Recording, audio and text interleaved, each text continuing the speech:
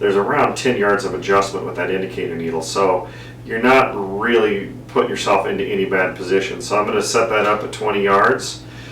Another quick tip on this, anytime you're moving any of the indicator needles, you notice I did that with that dial all the way to the top. I could have dialed it a little bit lower, made it easier to put on.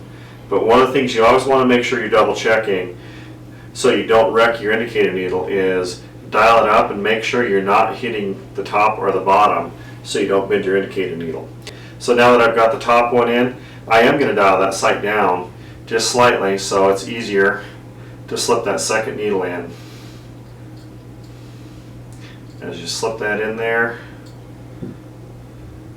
grab that that 0.5 wrench, get that screw started. So now I'm going to dial this back up to the top. And now what I'm going to do is I'm going to move that indicator needle to match up to my bottom pin at 40 yards. So now that you've got your dual indicator needle set up for your 20-yard pin and your 40-yard pin in conjunction with your top pin and your bottom pin that you've already sighted in at 20, 30, 40, now this is where the dual indicator gets exciting.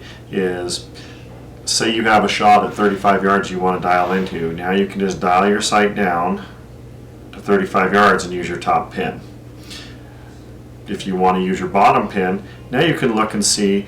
People always wonder when you dial your movable sight where you're at with your second pin or your bottom pin. Well, as you see here, we're at 52 yards and at a 35 yard with my top pin. You now have a reference point of what all your pins are going to be at.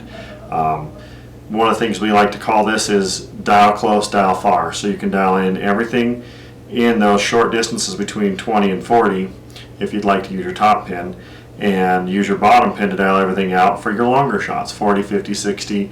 You want to make a shot at 46 yards using your bottom pin, you're there. If you want to make a shot using your top pin at 46 yards, you can do that as well.